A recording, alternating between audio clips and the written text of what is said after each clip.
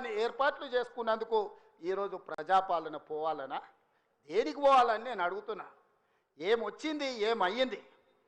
మేడిపల్లి సత్యం, కవంపల్లి సత్యనారాయణ, ఆది శ్రీనివాస్, రాజ్ ఠాకూర్, అదేవిధంగా విజయరమణారావు, అడ్లూరి లక్ష్మణ్, పొన్నం ప్రభాకర్, శ్రీధర్ అయితే ఎన్నోసార్లు గెలిచిండ్రు. వీళ్ళందరూ మొదటిసారి ఎమ్మెల్యేలు గెలిస్తే ఇంత పొడుగు అంత పొడుగు అంటివి, లావుమని అడగడు లడాయి పోతే వెనకాల ముగ్గురు నూకుడు మనగాళ్ళు అంటివి. వాళ్ళతో పాటు నీకు టికెట్ ఇస్తమే, సొమ్ములు ఇస్తమే.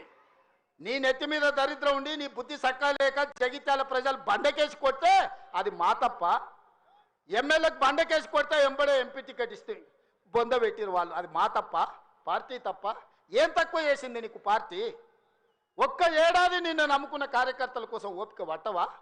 అలాంటి నువ్వు దుర్మార్గుడు శత్రువు సంకలు చేరి వాళ్ళ సంక నాక్కుంటూ ఇవాళ ప్రజాపాలన పోవాలి అని అంటావా నువ్వు? ఇదా నీ బుద్ధి, నీ నీతి?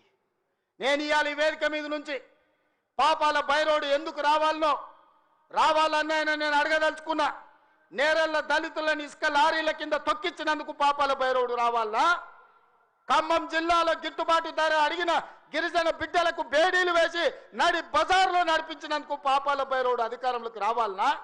గ్రూప్ 1 పరీక్షలలో పరీక్షా పత్రాలను జిరాక్స్ సెంటర్లలో పల్లి బఠానీలలా కమ్మి లక్షలాది మంది నిరుద్యోగ యువకుల ఉసురు కొట్టుకున్నందుకు పాపాల బైరోడు రావాలనా?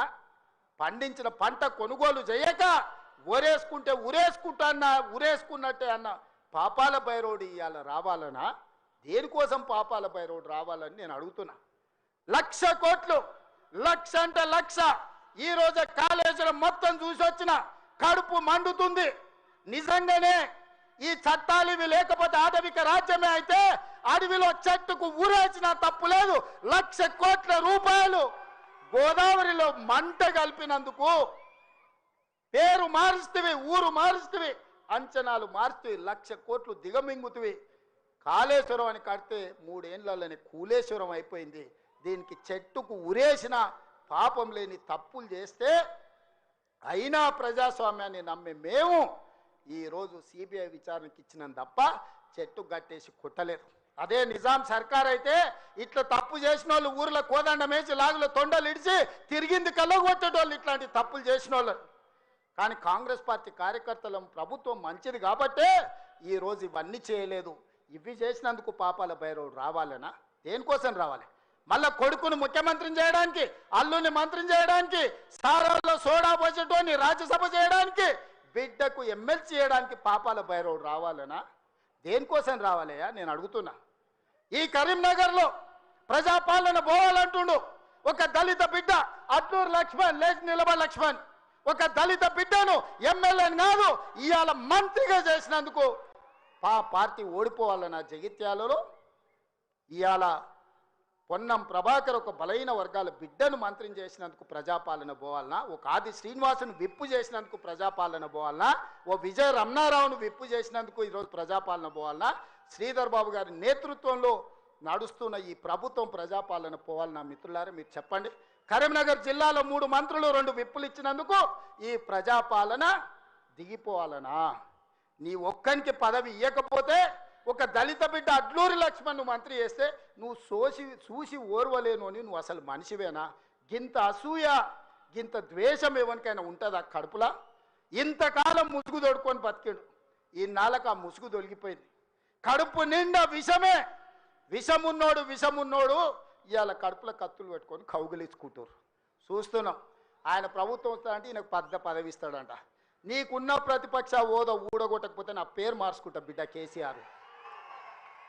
2023లో నిన్ను ఓడగొట్టిన, 2024లో నీకు గుండు సున్నా ఇచ్చిన, సర్పంచ్ ఎలక్షన్లో పాతరేసిన, మున్సిపల్ ఎన్నికల్లో ఉప్పు పాతరేసిన, జూబ్లీ హిల్స్ కంటోన్మెంట్లో నీకు గోరి కట్టిన, వచ్చేసారి ఆ గోరి మీద మా కాంగ్రెస్ పార్టీ కార్యకర్తలు జెండా ఎగరేస్తారు. ఇదే నా సవాల్ కాంగ్రెస్ పార్టీ కార్యకర్తల తరఫున. చూసుకుందాం కేసీఆర్, నువ్వు నేను వచ్చే ఎన్నికల్లో నువ్వా నేనా? ప్రజాపాలన పాపాల బైరవుడా?